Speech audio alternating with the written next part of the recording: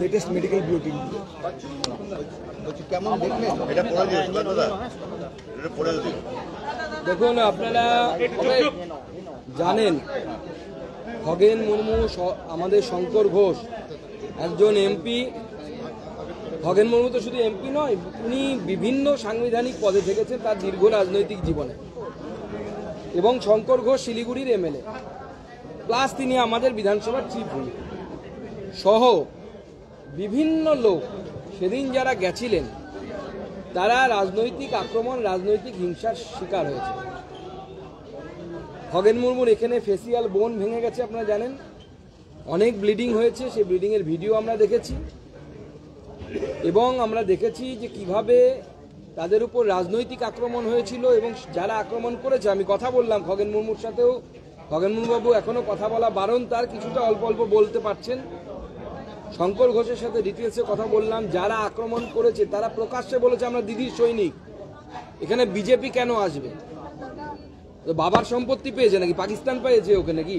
ওখানে যেখানে বিজেপি যেতে পারবে না?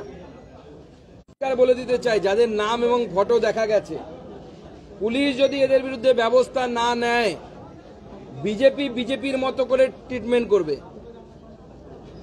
আমাদের শঙ্কর ঘোষ সহ, খগেন মুর্মু সহ, বাপি গোস্বামী থেকে শুরু করে কেউ নেই এখানে। আমাদের কয়েকজন আছে যারা গেছিল, তারা প্রত্যেকে মার খেয়েছে, একজনও নেই যারা মার খায়।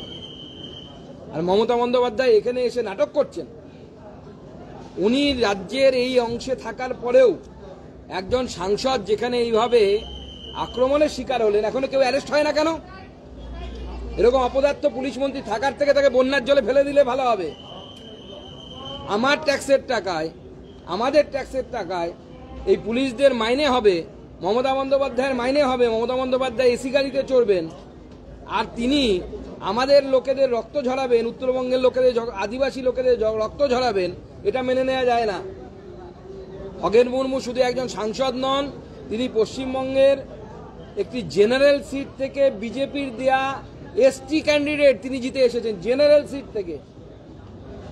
আদিবাসী সমাজকে সম্মান দিতে না পারেন, ঠিক আছেন। দ্রৌপদী মুর্মু মাননীয় রাষ্ট্রপতিকে নিয়ে আপনারা বাজে কথা বলবেন, ঠিক আছে, আমরা সেটাও মেনে নিচ্ছি। কিন্তু আদিবাসী সমাজের মানুষের রক্ত ঝরানোর অধিকার মমতা বন্দ্যোপাধ্যায়কে কেউ দেয়নি। আজকে এই মেডিকেল বুলেটিন, তাতে আমরা পরিষ্কার দেখতে পাচ্ছি খগেন মুর্মু, আমি পড়ে দিচ্ছি আপনাদের জন্য, 60 years old male, resident of Malda, West Bengal, India, PIN number so, admitted to this hospital on 6th of this month as a case of facial injury following alleged history of assault, comorbidity, hypertension and diabetes mellitus. Hypertension, diabetes mellitus আজকালকার দিনে সবার থাকে, আমারও আছে। আমার এই 45 বছর বয়সে হাইপারটেনশন এবং ডায়াবেটিস আছে। তো স্বাভাবিকভাবে মেন সমস্যা হচ্ছে এই যে এখানে যে বোনটা, ফেসিয়াল বোনটা ভেঙে গেছে। 6 সপ্তাহ কমসে কম লাগবে, ডাক্তারবাবুরা বলেছেন, খগেন মুর্মু যেটা আমাকে জানালেন, এটা ঠিক হওয়ার জন্য। তার মধ্যে 1 মাস অর্থাৎ 4 সপ্তাহ তাকে কথা বলা যাবে না, খুব কম কথা বলতে হবে। এবং এর সাথে সাথে শঙ্কর ঘোষও অসুস্থ। শঙ্কর ঘোষের যে ব্লান্ট ট্রমাটিক ইঞ্জুরি রাইট শোল্ডারে আছে এবং কোমরবিডিটি হাইপারটেনশন আছে তারও। কিন্তু আমরা খুব কনসার্ন যেভাবে আক্রমণ হয়েছে, এবং আক্রমণটা পুরোটাই পলিটিক্যাল। কারণ তারা পরিষ্কার বলেছে আমরা দিদির সৈনিক, বিজেপি এসছে বিজেপিকে মার। কি ধরনের রাজনীতি মমতা বন্দ্যোপাধ্যায় এই রাজ্যে তৈরি করতে চাইছে? ভারতবর্ষের অনেক রাজ্যে তৃণমূল কংগ্রেসের ক্ষমতা নেই, তো সেখানে যদি মমতা বন্দ্যোপাধ্যায় বা তৃণমূল কংগ্রেসের লোকেরা যায় তাহলে, বা তাদের পরিবারের সদস্যরা যায়, আমরা কি পাথর দিয়ে হামলা করব না করি?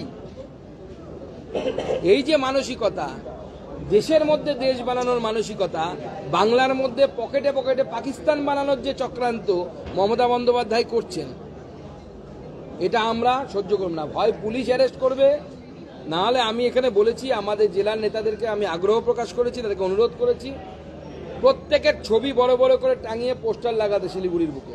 আমি জলপাইগুড়িতেও বলবো যে এই ব্যক্তিদেরকে দেখতে পেলেই বিজেপি অফিসে খবর দিন, বাকিটা যা করার বিজেপি করবে, যদি পুলিশ অ্যারেস্ট না করে। আর পুলিশ যদি অ্যারেস্ট করে, এফআইআর করা উচিত সুমোটো। 24 ঘন্টার বেশি সময় হয়ে গেল একজন কেউ গ্রেফতার হলো না। এটা যদি বিজেপি শাসিত রাজ্যে কোনো বিরোধী দলের সাংসদের সাথে হতো তাহলে কি হতো? তাহিমাম পড়ে যেত, সংবিধান বিপর্যস্ত হয়ে যেত। আর সংবিধান কোথায়? খগেন মুর্মুর জন্য সংবিধান নেই, সেই এসটি সমাজের মানুষ বলে।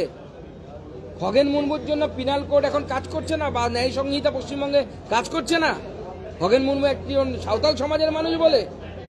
এটা আমাদের বাংলার আদিবাসী সমাজ মেনে নেবে না। আমরা প্রতিবাদ করব, এবং আগামী দিনে এই প্রতিবাদ লড়াই হাইকোর্টে হবে, অর্থাৎ আইনি পদ্ধতিতে হবে, রাস্তাতে হবে। মমতা বন্দ্যোপাধ্যায় ভেবেছেন এই মুসলমানদের কিছু সাম্প্রদায়িক মুসলমান আছে, আমি সবার কথা বলছি না, যারা তৃণমূল কংগ্রেস থেকে করে কমে খায়। সব মুসলমানরা করে কমে খায় না তৃণমূল কংগ্রেস থেকে।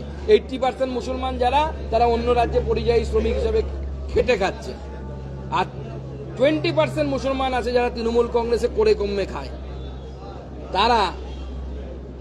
তারা মমতা বন্দ্যোপাধ্যায়ের হয়ে এই যে হুলিগানিজম করছে, এবং মমতা বন্দ্যোপাধ্যায় তাদেরকে দিয়ে দেশের মধ্যে দেশ তৈরি করার, বাংলাদেশ তৈরি করার, পাকিস্তান তৈরি করার যে একটা চক্রান্ত করছে, এর বিরুদ্ধে ভারতীয় জনতা পার্টি লড়বে। আর যদি মনে হয় যে মার খেয়ে আমরা ভিতরে ঢুকে যাব, তাহলে আপনি মূর্খের স্বর্গে বাস করছেন। হয় আপনার পুলিশ ব্যবস্থা নেবে, না পাল্টা মারবো আমরা। অন্ততপক্ষে উত্তরবঙ্গে সেই ক্ষমতা বিজেপি রাখে যে পাল্টা মারতে পারি আমরা তৃণমূল কংগ্রেসকে। তাহলে কিন্তু অবস্থা খারাপ হবে। আমরা মমতা বন্দ্যোপাধ্যায়ের রুট অবরুদ্ধ করে দিতে পারতাম, কিন্তু আমরা ওগুলো করি না। 5000 লোক নিয়ে মমতা বন্দ্যোপাধ্যায়কে ঘেরাও করতে পারতাম, কিন্তু আমরা করি না।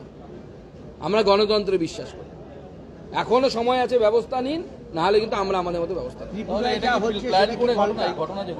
ত্রিপুরায় কি হয়েছে আমি জানি না, কোথাও হওয়া উচিত না, কিন্তু এই ধরনের মানসিকতা কেন হচ্ছে? ত্রিপুরার লোকেরাও তো 24 ঘন্টার বেশি অপেক্ষা করবে। কেন কোনো একজনও কেন গ্রেপ্তার হবে না? উত্তর কথা আছে কি পুলিশের কাছে? পুলিশ বলছে কারা মেরেছে আমরা জানি, ভিডিও থাকা সত্ত্বেও। মুখ্যমন্ত্রী শব্দ ধার করে নিয়ে বলি, পশ্চিমবঙ্গে পুলিশের চোখে কি নেবা হয়েছে? কেন দেখতে পাচ্ছে না পুলিশ? ত্রিপুরায় অসংখ্য তৃণমূলের পার্টি অফিস ভাঙচুর হয়েছে। আরে তৃণমূলই নেই ওখানে, পার্টি অফিস কোথা থেকে থাকবে? তৃণমূলের পার্টি অফিস ভাঙচুর হবে ওখানে? তৃণমূল আছে নাকি ওখানে কোথাও? তৃণমূল, সর্বভারতীয় তৃণমূল হচ্ছে সোনার পাথর বাটি। কিন্তু বিজেপি নীতিগতভাবে অন্য রাজনৈতিক দলের পার্টি অফিসে হামলা, সেই মানসিকতায় বিজেপি বিশ্বাস করে। আগে তৃণমূলের এক প্রতিনিধি দল ত্রিপুরা গেছে। আর সব থেকে বড় কথা, ত্রিপুরাতে হামলা করে হবেটা কি? ত্রিপুরা আছে কোথায় তৃণমূল? সবেদন নির্মলে একজন দুজন এদিক ওদিক থেকে টিকিট পায়নি কংগ্রেস থেকে, তারা তৃণমূল সেজে থাকে। যেদিন ভোটে জিতবে বা ভালো কিছু হবে, অন্যদিকে ঝাঁপ মারবে। দাদা, আরেকটা অন্য প্রশ্ন, যেহেতু আপনি আছেন, এসআইআর ক্ষেত্রে বড় টিম আসছে কমিশনের, এবং রাজ্যের তিনটে জেলায় না, এখন এসআইআর হবে বলে আমরা জানি। নির্বাচন কমিশন আমাদেরকে যতবার আমরা গেছি ততবার ওনারা তাই জানিয়েছে। তো নির্বাচন কমিশন তাদের পদ্ধতি অনুসারে কাজ করবে, ওখানে তো আমাদের কোনো বিষয় নেই বা সরকারেরও কোনো বিষয় নেই। নির্বাচন কমিশন নিজেদের মতো কাজ করেন। সরকারি মেশিনারি নির্বাচন কমিশনের হয়ে কাজ করে যখন নির্বাচন কমিশন ভোটের দায়িত্ব নেয়, বা ভোটার লিস্টের দায়িত্ব নেয়, বা ভোটার লিস্টের পরিমার্জন সংশোধন করে। তিনটে জেলায় বিশেষ নজর, বাঁকুড়া, মেদিনীপুর, পূর্ব মেদিনীপুর। না, যদি তাদের কাছে কোনো ইনপুট থাকে, অনেক জায়গায় আমরা আপনাদের কাছে, আমি প্রেস কনফারেন্স করে বলেছিলাম যে আধার স্যাচুরেশন 100%-এর বেশি আছে বেশ কিছু জেলায়। আধার স্যাচুরেশন মানে একটি জেলায় যদি 100 জন ব্যক্তি থাকে, 104 জন, 110 জনের 110টা আধার দেওয়া হয়েছে। অনেক সময় ডুপ্লিকেট আধারও হয়, একজনের দুটো করে হয়। অনেক সময় ফেক ডকুমেন্ট দিয়ে অনেকে আধার তৈরি করে, যারা অনুপ্রবেশকারীদের বাইরে যেতে হবে। নরেন্দ্র মোদীর সরকার যতক্ষণ আছে, যারা অনুপ্রবেশকারী তাদেরকে বাইরে যেতে হবে। যারা উদ্বাস্তু তারা ভারতবর্ষে থাকবেন, তারা 14 সালের আগে এলে সিএর মাধ্যমে নাগরিকত্বে আবেদন করবেন। আমাদের স্ট্যান্ড ক্লিয়ার। একটা দাবি উঠছে যে জাতীয় বিপর্যয় হিসেবে কেন ঘোষণা করা হবে না এই ঘটনাকে? আপনি কেন্দ্রীয় মন্ত্রী, আপনার কাছেও নিঃসন্দেহে এই দাবি এসে। দেখুন, এই প্রস্তাব তো রাজ্য সরকারকে কেন্দ্রের কাছে পাঠাতে হয়। রাজ্য সরকারকে প্রস্তাব পাঠাতে হয় কেন্দ্রের কাছে। এখনো পর্যন্ত রাজ্য সরকার এই ধরনের কোনো প্রস্তাব পাঠিয়েছে বলে আমার মনে হয়। ধন্যবাদ।